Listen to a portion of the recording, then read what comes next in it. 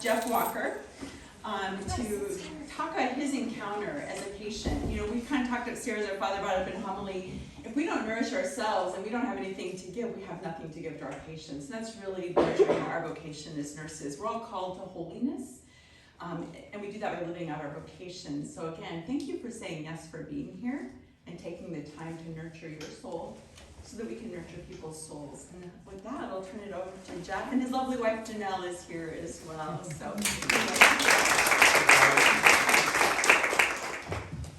Thank you, Dottie. Thank you, Father and the sisters, for this facility, the use of this, and giving me a chance to speak, and all of you for attending. I think you're all supposed to be here because Satan was working overtime this morning and getting all of our stuff put together to be able to be here. And it just never fails. He shows up, tries to trip. And then I took a look at the people involved, and I saw Sister Joan Colby. I'm on Team Max. Member of the Knights of Immaculata since 2001. And I saw Sister Faustina. I joined Team Divine Mercy as a result of everything that I went through. And Mother Zerke was the teacher at Pius of our oldest son who graduated in 2014. And I do have a quick story for her charges.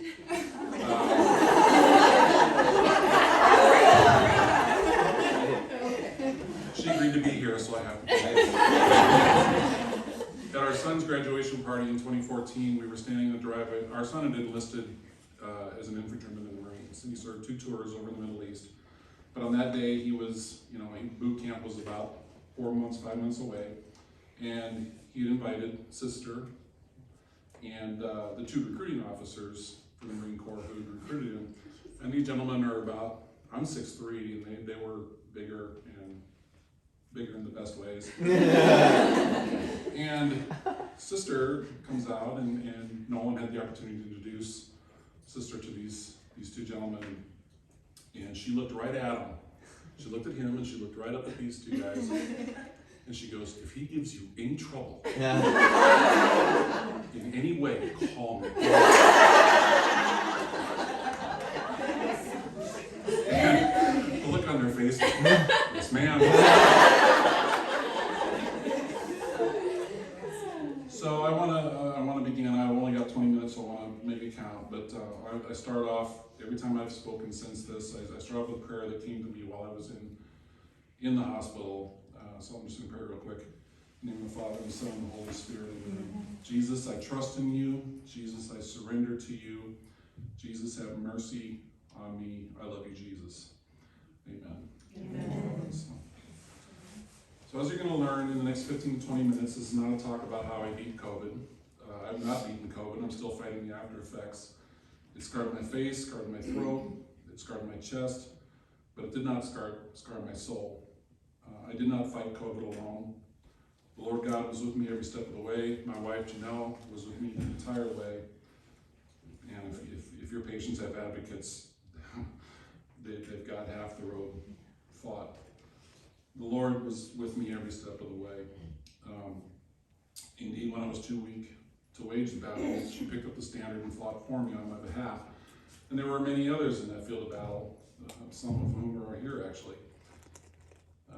I did not fight this alone. I do apologize also. I use notes quite extensively because one of the fun side effects of COVID, besides the neuropathy that remains in my feet and the shortness of breath every now and then, is my mind will wander around. So if we're going to get through this 20 minutes without me taking us over to Africa, I have to stay here. I learned that the hard way. I went into KBSS for an interview, and I laid out 4 sheets of paper in front of me, and the hosts were like, "Wow, you're really," I said, "if I don't do this, your listeners are going to get an earful." So a quick overview of just what happened. In November of 2029 at Thanksgiving, I'd gotten sick a few days before. Arrogant me just thought it was a flu, no big deal, didn't get tested, anything else. On Thanksgiving Day, we're sitting around eating food, and I couldn't taste, couldn't smell anything. So we got tested the next day. Saturday, got the results. Yes, it's COVID. Sunday, the O2 levels in my lungs started going down, and by Monday, they were way down, and I went in. Janelle took me to CHI. What I thought was just go in, get checked, go home. Next thing I know, they're strapping a gown on me, putting stuff on my arm, and little did I know I would be in a hospital for the next 87 days at that time. The first couple of weeks was pretty standard with what everyone unfortunately got used to at the time. I was in the ICU, which was a very scary place. I listened to people dying and began to wonder, what am I doing here? And they eventually put me on the ventilator on December 15th, and I was on the ventilator until December 26th. I was unconscious for about a week or so. I don't remember anything at all until I woke up, and I'll tell that story in a little bit. I had a period of time, December 26th to December 29th, where it was a real struggle. And Father Freschel had to come in and give me last rites, because I found out later they didn't expect me to live past New Year's. My birthday was New Year's Day, so I'm kind of grateful I made it that far. Mary was there. Mary Feltus was there on my birthday, New Year's Day, with her husband Bill. And on December 30th, I was ventilated a second time. They made the decision to go ahead and go through with the trach. And the tracheostomy took place on January 3rd. I was continued to be ventilated. Finally was able to pass my swallow test around the 8th or 9th. And then they took the ventilator off, and then I got shipped off, and I met Dottie and the crew at Select Specialties. I took what I lovingly call the ambulance ride from hell. If you know Lancaster County roads and Lincoln roads, and you've got bed sores on your back and you're in a plastic shell, you will know what I'm talking about. Suffering was something I really learned a lot about, and I learned the beauty of suffering, which that's a subject for another day. But I was at Select Specialties for 2 weeks, the 14th through the 28th of January, and my trach was removed, and then I was sitting in the back of a van in a wheelchair. They took me back to Bryan West, where I did my rehab. At the time, I lost 70 pounds, and I wasn't able to sit, stand, or walk, roll over, or anything. So I went through my 3.5 to 4 hours of physical therapy and occupational therapy a day for that 4 to 5 weeks. And then I came home with Teresa Ron and Carlene Barger and a few others. I 2 or 3 days a week was doing the pulmonary rehab at CHI and in-home physical therapy. My wife is a physical therapist, which was its own special kind of good thing, bad thing. I had to suck it up because I told them my boys were baseball players, and our son John is a freshman at the University of Central Missouri, where he's playing ball, and we always made him do these strengthening exercises, and so boom, they popped down these things in front of me. I'm looking, I'm like, I'm not gonna do those. Yeah. Oh, hi Jonah. Yeah, I guess so. Yeah, so as I mentioned, Jonah is a freshman at Central Missouri. They're playing today at 2 o'clock. They are fortunately for him, they're a perennial top 10 power in D2 baseball, and actually since the year 2000, they're winning this program in all of NCAA. They got brand new locker rooms a year ago, and as part of the program that Coach Crooks has there, and I want to talk about, I talked to him at prayer, and I want to get back to the trust, surrender, mercy, and love aspect of this. But they have what they call the 4 pillars, and Coach Kyle Crooks has them up in the locker room. They talk about them in team meetings, and those 4 pillars are discipline, selfless, relentless, and love. And when it comes to discipline, discipline is the integrity, doing the right thing even when nobody's watching. Selfless, a willingness to give up something for the good of others. They have an acronym called FAMILY there, which is forget about me, I love you, which fits very perfectly under selfless, and what I think a lot of what you guys do is so selfless. Relentless, a strong-minded spirit in the midst of adversity, deciding on a course of action and sticking to that decision even despite repeated failures. And love is taking the focus off of yourself and putting it on others. Unconditional dedication to the group. So I'm writing a book. I've been writing a book for 1.5 years. My wife was really kicking me in the rear end to get this thing done, about this whole experience. And as I was writing one day, I came across how the trust, surrender, mercy, and love that came to me, and I believe Jesus put it there, also fits very well with matching these up. And I paired trust with discipline, because there is a discipline required in trust. In surrender, I paired up with selfless from UCM, because when you do surrender, you are selfless. You've taken your eyes off of yourself. Mercy, I paired with relentless, because mercy is relentless. Mercy will chase you. I think of the Francis Thompson poem, The Hound of Heaven. As I learned during my 87 days and since then, I mean, God will pursue you. If your eyes are open and you're paying attention and you're on that frequency, he's there every day nudging you. And of course, love matches up with love. So for you guys, what I want to do is I just want to talk about some of the nurses or therapists that not only demonstrated those 4 traits, but also through their actions brought Christ to me in a very real way in my bedside when I was at my worst. The first one I'm going to start off with, her name is Katie, and for Katie, she was a young mom whose little ones were home sick, and I'd heard the other nurses, you know, I couldn't move, I couldn't see very well, but your ears kind of tuned me, and I just, you guys need to be careful, because we can't hear you. Fortunately, nobody ever said anything bad about me, so I knew I could hit that call button. But I could hear them talking, or when they came in the room, and Katie was someone who was very dedicated to her patients, as you all are. But she did not take any time off, and this is the height of Delta.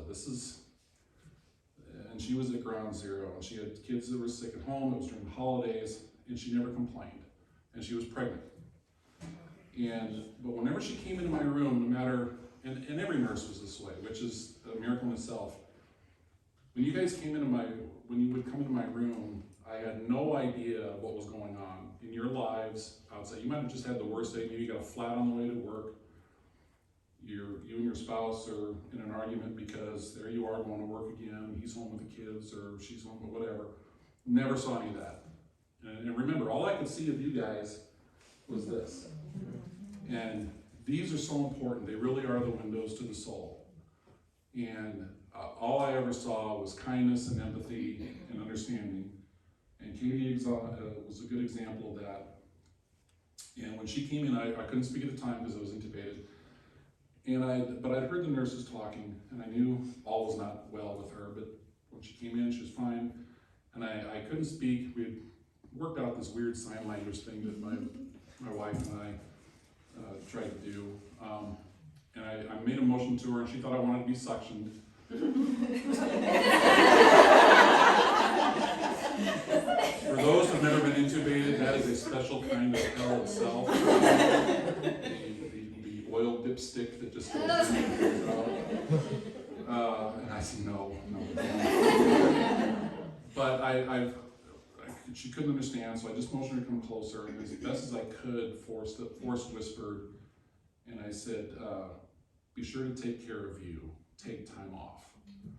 And I had to say it twice, and she caught it, and I knew she understood me because she looked at me, and all of a sudden she just started crying. And she held my hand and she said, I will, thank you, I will. And I know she did, because then I didn't see her for a few days. I think she took like a week off. And 2 other nurses came in when it was their time to take over my shift, and they told me, we heard what you said to Katie, and if you need anything, let us know. Never tell a patient.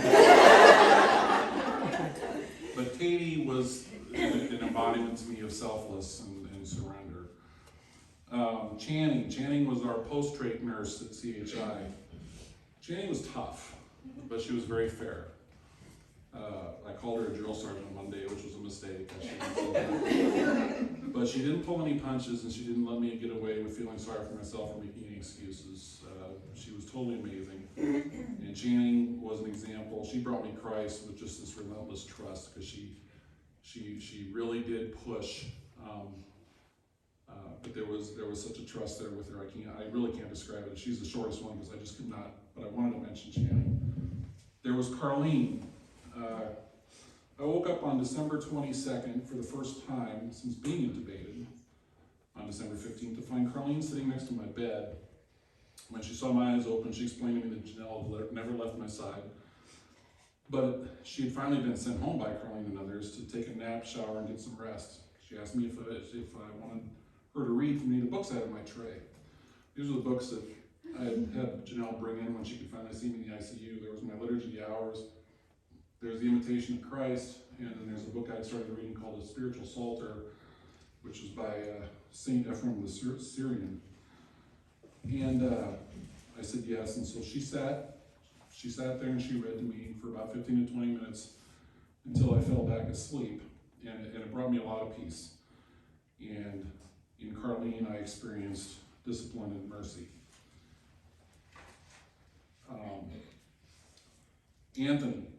Anthony is taller than I am. On December 27th, I woke up after being weaned from the ventilator the first time, and I woke up disoriented, didn't know, I wasn't even sure I was still in St. E's or where I really was. The anxiety that I came in with, a combination of that and the meds and being very disoriented, made me very paranoid. And at this time, I attempted to pull the tubes and wires off my left arm. And Anthony come rushing in, stopped me. He started to question me, trying to get me to regain my focus. And he said, Jeff, do you know where you are? And I said, no, I really don't. And he explained to me where I was. And he said, do you know what date it is? Well, it was written on the whiteboard, so I just said yes. I thought that was one of the dumbest questions. He said, what's your wife's name? Rachel. Really? And it's written on the board over there, so you know. I said, Rachel, how many children do you have? I did not trust Anthony. I didn't trust anything that was going on. I said, 4. He says, really? You have 3. And I just looked at him and says, who are you? And that's when Anthony, I think okay, I'm done with him. And he sent in Mia. Mia was a CNA. I learned later, is 19 years old. Anyway, Anthony, he was very much the embodiment of discipline and mercy. He brought me Jesus in many ways. It's a story I tell, and we still laugh about it, but he did show a lot of mercy because I was really off the reservation at that point. But he sent in Mia, and Mia came in because coming off the vent, I had an extremely dry mouth. One of the things I accused Anthony of was I said, why did you guys wrap brown masking tape in my mouth? My tongue felt like it was surrounded by tape, my teeth. The skin and the flakiness it had, it's just a very distressing experience. And but he sent me in, who was a younger, like I said, she's a student at UNL, I learned later. And Mia immediately connected with me. She found out that I was an ex-athlete, that I had played college baseball, and she had played baseball at Elkhorn, or softball, and basketball, and was actually going to play at the university, I believe, basketball, but opted for nursing instead. And what Mia did, and what so many of you guys do, and you might not even realize you do this, is she found some way to connect with me, and it was through athletics. And she challenged me at that point. She told me the story about, she also worked at Tabitha, and she'd had a 70-plus-year-old gentleman who'd been there for months. And she got to know him and his wife, who came in all the time. And it was going to be his last day, and she said, is there anything you want to do in your last day? And he looked at her and he says, I want to dance a tango. I've never danced a tango. She doesn't know how to tango, but they danced around the room. And his wife was very encouraging of this, and she said it was just the most touching thing. Before she told me about the tango, though, she also told me about patients that she had challenged to races down the hallway, whether sprinting or in wheelchairs or whatever. And I was like, Mia, before I got sick, I couldn't beat you in a race, so I'm not going to do that. Tell me more about the tango. So I lost track of her after I got out. We were able to reconnect. I found her on Twitter and then on Instagram. And before she left last summer for Spain, she was working for the WNBA scouting over in Europe. And I was able to get together with her at CHI and Katie, who was the head of, I don't remember what Katie's role was over there. Something in critical care, yeah. Yeah, but she got a video of me and I dancing in tango. It's a really modified tango in front of the elevators there. Mia was relentless and with her trust. She just really embodied that for me. There was Jake. Jake is somebody I had every night during my second intubation, which was, I said, over New Year's bowl season. Jake was pulling for Georgia, and I couldn't watch football, I couldn't focus. You wouldn't believe what football looks like when you're kind of stoned out of your mind. I couldn't figure out why Tennessee, Nebraska, and Georgia were all playing at the same time. But Jake would come in every night, and those nightly rounds, and every couple hours I'd get that, Jeff, time for vitals. And you do the blood pressure, and you do just everything that you would do, and he'd be gone. But he was really the only male that I had at the time. I had another male nurse, but I was intubated during that time, so I don't remember him at all. But Jake he would talk football with me when I couldn't talk back.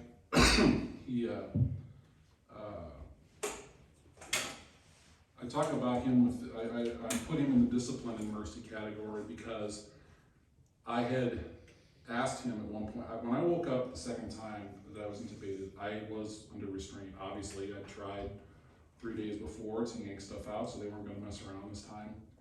And by then, I'd surrendered, I'd given up. I'm like, okay, I'm just going to ride this out. What choice do I have? And I tried to assure him with my eyes, I'm not going to do anything stupid. Please take this off. And he says, I want to, but I can't. And he was just very understanding. He was very merciful, but he was also had that discipline involved. I had 2 nurses named Emily. Actually, I had like 4 or 5. Emily's were coming out of the road. But these 2 were always together. They were both about 8 tall, which I didn't learn till later because I spent 3 months on my back. You all looked very tall. And I was shocked when I stood up and Emily's were both like you. One Emily wore glasses, one did not. And one of the things you guys can bring your patients to, whether you realize it or not, it's like cool water, is humor. Find some way to connect with them to get them to laugh. And I know that's a dangerous thing because not all patients are in the same place. I had a lot of dark humor that would just come out and I would laugh at stuff that would appall probably the normal person, but I needed to laugh. And I had developed very bad bed sores on my upper buttocks and lower back, and it was very painful. And one day Janelle was at my bed sitting over here, and the 2 Emilys came in, and it was time to check the salve or whatever. And it was 2 of them because it took a lot of effort to roll me over on my side. Even after losing 70 pounds, I was not small. And they moved me over. And moving over with a trach tube and a ventilator and all the wires and everything else always concerned me because the trach would pop off. Not the trach, but the air tube would pop off. And that's distressing. But Janelle said, they rolled me over and they said, so how does he look? And I don't remember which Emily it was. But she said, oh, he looks pretty good. Actually, this is the best his behind's ever looked. And I started gasp laughing. And I was like, and they were like, are you Mom, what's wrong? I just shook my hand and I couldn't, it was slow motion laughing, which I had to let it out, and I finally stopped and gasped. And Janelle was like, what is going on? I said, that is the first time any young woman, in the presence of my wife, has mentioned how good my behind is. And I'm sure they still talk about that. In fact, they said, is the butt story going to be in the book? And I said, yes. There was Cheyenne. And I had nurses named Cheyenne and Laramie, which, if you're from Wyoming, Cheyenne I never knew until later. Cheyenne, also with the Emilys, I put under selfless and surrender. because I really don't have any memory of her, except after I was discharged, we went back a month later and had kind of a reunion with our nurses. And Janelle told me she was very excellent and very dedicated to taking care of me.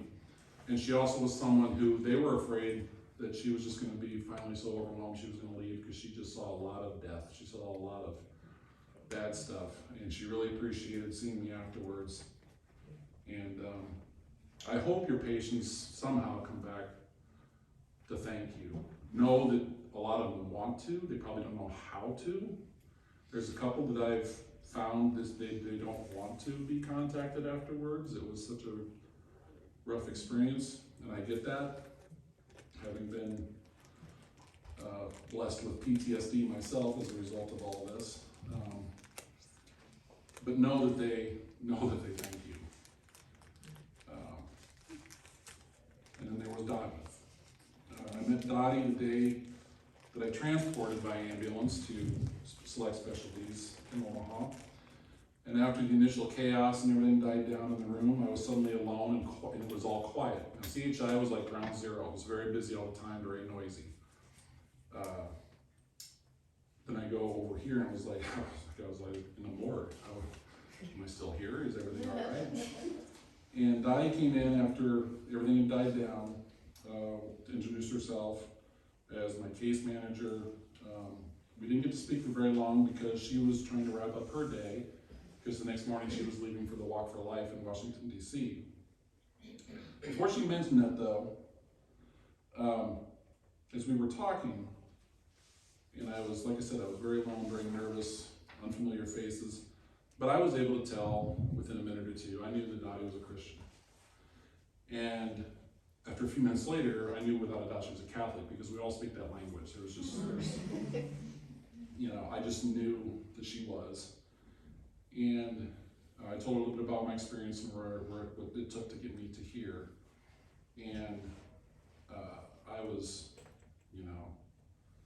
teary and distressed, and finally able to express, because for 6 weeks I couldn't really talk about what I'd gone through. There was never an opportunity. So Dottie got the blessing of being the person, oh geez, he's talking, and I had a captive audience. And she asked if she could pray for me, and she did. And then she asked me to pray for her as she was leaving for the Walk for Life. Before she left, she asked if I wanted communion on Sunday. And I said yes. And she said she would make arrangements for it.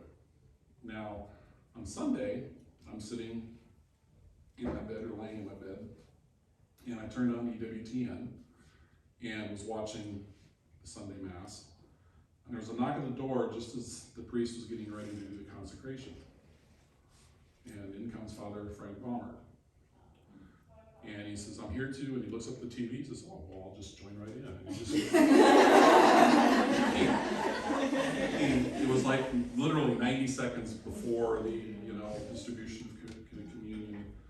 And so he did, as everyone on EWTN is going up in the communion line. Father gave me communion, and boom, he's gone. And it's another one of those moments I said, did that just happen? I was watching, and they're still watching it on TV, they're still finishing, but so Dottie was definitely an embodiment of trust. She became very relentless for us in helping us to facilitate a move out of there when my time was done in 2 weeks. And my last memory of Dottie was as they were wheeling me down to get into the van to take the ride back to Lincoln. She came out with one blanket. She threw one blanket on me. Well, that's not enough. She goes back, she threw another blanket. There was another blanket on me. So now I'm in, which was great at the time for that little 15 feet to get into the van. Then you're riding in a glass-filled van in a wheelchair, and you can't move because I was too weak. And I'm just sweating back there. God bless you, Dottie. I appreciate that, but it was the opposite of when I'd taken my ambulance ride there. It was a very cold, gray day like yesterday was, and it was very cold and windy. And all I'm at in the back of that gurney is my gown, nothing else. Oh. And a thin blanket put on top of me. But when they wheeled me out of that ambulance, and they set me there in front of Select for about 2-3 minutes, deciding, okay, we got to put everything away. And I'm sitting there, and it's like, oh, wind is blowing up my. So I had this sweat box with Dottie that then I had for that trip 2 weeks before. I was there like, okay, time to go in. No. This is the first time I felt alive in a long time. Let that wind work. So trust, surrender, mercy, love, and the mules. I talked to Chad Steiner at the Emmaus Institute because I've been taking some classes there, and I asked him one time, how many times do those 4 words appear in Scripture? Chad, being Chad, sent me a dissertation on, including a lot of Hebrew, which over my head. But he did tell me trust is used in the Bible 163 times across 157 verses in the Hebrew Old Testament, because he also broke it down by Hebrew, Greek, everything else. In the New Testament, it's used 241 times. So trust is actually in the Bible 404 times. Surrender, used 174 times across 165 verses in the Hebrew Old Testament. Surrender does not appear in the New Testament in English, so 174 times. Mercy, this one was interesting to me. Used 41 times across 40 verses in the Hebrew Old Testament. In the New Testament, it's used 27 times across 26 verses. Mercy is only mentioned 68 times. Love, I'll cut to the chase, is 336 times. Trust and love of those 4 words appear the most. But one of the things I purchased when I got out of the hospital was the Divine Mercy Bible, because I saw on EWTN on the program them talking about it. And I know that those 68 times plus some are called out in that Bible. So, lessons learned. I touched on at the very start of this. Whether you guys realize it or not, you guys are at ground zero for spiritual warfare. You really are. What goes on in those hospitals, I can't even imagine the dark clouds that are gathered around that. And you guys are the light when you bring it into your patients, and you just by being there. I experienced something that I'm not going to be able to cover today, but I've since talked to 3 other people who've had near-death experiences, and we've all corroborated our experience. So there is something going on. And I hope that being Catholic nurses, you guys wrap yourselves in prayer, the sacraments and everything else before you ever go in, and even before you go in a room. I believe that my experience during that first intubation especially was made possible by the long talk I had with Father Joe Steele before I was intubated. He saw my bravery, so we launched into a whole conversation, and I was able to give a full confession, receive communion from him, and then within hours I was intubated. And then Father Freschel with the last rites on the in between. Being in a state of grace is so important. There was holy, but there's all the sacramentals that we have. Holy water, which Chanel, those first couple of weeks before I was intubated, she just came in every day, and the first thing she did was and I've got kind of a fever, and I'm sweating in this gown, and a lot of water weight was going away, and it just felt so good. I was like, oh, hit me some more. Of course, there's the rosary, which I can, we just celebrated yesterday. It was St. Louis de Montfort's feast day. Tremendous saint when it comes to the rosary. Confession, the Eucharist, of course, last rites, spiritual reading and books.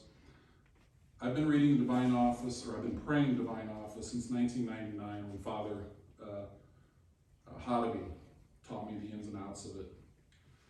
And one of the things I love about the Divine Office is it really taught me about the Psalms. The Psalms was this big book in the middle that I never really got into, but I've educated myself and learned so much about the Psalms. And while praying that office during my illness, some of those Psalms connect with you in such a powerful way. I wanted to read through them, but I don't have time, I don't think, today to do that. But and I wanted to talk about the power of prayer too. As I told the interviewer from Channel 7 that day when we were talking at our reunion. I said, if anybody wants to ever challenge me on the power of prayer and whether prayer is real, send them to me. I would love to have a discussion with them. Because the Knights of Columbus prayer line, of course, was active, but our parish is so active. Janelle would send out a text message every day to everybody on my phone or her phone that we all were talking with, and it just grew and grew and grew, and I could feel those prayers, and she would read them back to me when I was laying there, unable to respond or do anything. On a very personal nature, Mary Feltes and her husband Bill came on New Year's Day, my birthday, specifically to pray. Bill has such a, if you've never met him, you need to. He got up next to my bed, and he has the ability to pray in tongues. And he prayed for 15 minutes, and it was the most powerful experience of my life. And it was at a time when we were waiting for the trach yet. Didn't know how that was going to go. We were optimistic, but it was a matter of me surviving long enough to get into that operating room. And I don't know what he said. All I know is I just laid on my side, and it was just like being bathed in the most life-giving waters. Saint Francis de Sales, in his introduction to Devout Life, which was one of my favorite books, said, "Therefore, when you make ready to pray, you must say with your whole heart, God is indeed here." God is in you, in the hospitals where you work. You guys are a counter to that darkness I spoke about earlier. Never doubt that for a second. Never. And I hope you understand that, and never take that for granted. Arm yourselves. You know, one of the things that I'd started to practice before I got sick, and I'm glad I did, all this is kind of a preparation for when you do have those times of trial, was I started practicing along with, I forget her name now, Sister Teresa, I can't remember, Alethea, I think. She's the one who started writing the books about memento mori. And I started realizing that some of the prayers, my favorite prayer after communion, I always pray the Anima Christi. And also in the Hail Mary, there are buried within those prayers, just like in the St. Michael, prayers of protection. And in the Anima Christi, which is the soul of Christ, sanctify me, body of Christ, etc. Towards end it says, from the malignant enemy defend me, in the hour of my death call me and bid me come to you. As someone who's been there, I encourage you to pray that prayer. And Hail Mary, full of grace, Holy Mary, I'm going to skip ahead, Holy Mary, Mother of God, I'd never thought of this before. Pray for us sinners now and at the hour of our death. The church has given us every weapon we need spiritually. We're armed to the teeth and we're dangerous. And there are forces who don't care for that. But I'm here to tell you, you guys have that ability. And I want to close with just a couple of quotes specifically for nurses and caretakers. Because also I'd have to thank occupational therapists, physical therapists, doctors. The woman who came in every day at 5:30 in the morning woke me up and set me up to take my chest x-ray. The vampires who came in every day at 4:30 to take a blood draw on mine. They'd walk in, I'd just hold up one arm, thank them. There's a song I encourage you to go to YouTube and look this up. It's by an artist, she's named Alicia Keys, and it's called Good Job. Maybe you've heard it. I'm not going to sing. But I'm going to read you some of the lyrics from this. I heard this for the first time towards the end of my stay in rehab, and I bawled. You're the engine that makes all things go, and you're always in disguise, my hero. I see your light in the dark, smile in my face, and we all know it's hard. There's no way to ever pay you back. Bless your heart. Know I love you for that. Honest and selfless. I don't know if this helps, but good job. You're doing a good job. Don't get too down. The world needs you now. Know that you matter. This is for you guys. 6 a.m. As soon as you walk in through that door, everyone needs you again. The world's out of order. It's not as sound when you're not around. All day on your feet. Hard to keep that energy, I know. When it feels like the end of the road, you don't let go, you just press forward. And she repeats, you're the engine that makes all things go.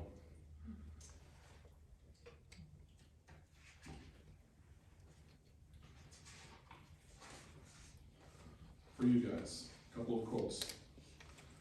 We need to be angels for each other, to give each other strength and consolation, because only when we fully realize that the cup of life is not only a cup of sorrow, but also a cup of joy, will we be able to drink it. That's by Father Henri Nouwen. St. Paul the Cross says, sickness is a great grace of God. It teaches us what we are. In it we recognize the patient, humble, and mortified man. When sickness weakens and mortifies the body, the soul is better disposed to raise herself up to God.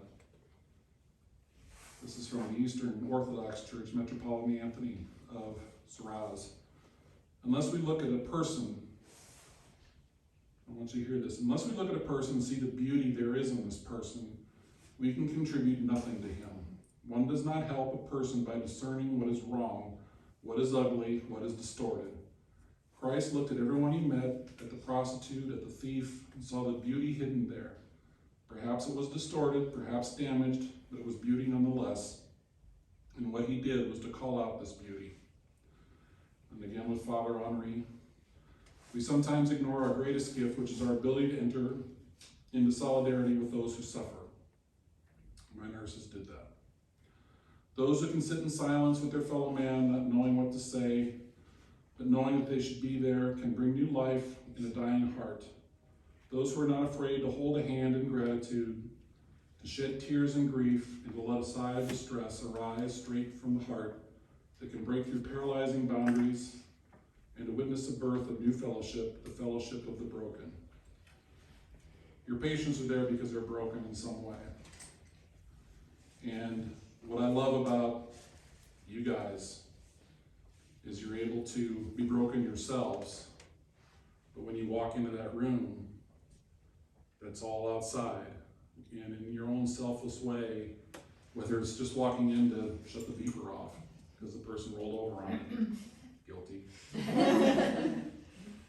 But you do it, you say a few words, or you offer to fill up the ice glass, which I'm telling you, fill up that ice glass. You do that. You flip that switch, and I hope that you're always able to do that. And if there ever is a time when you can't, remember today, remember this association, and remember the gifts that you've been given through the church and through your faith, and reconnect with those and recharge your batteries. Dottie's right, you need to recharge. And I love you guys. Keep doing what you're doing. Thank you.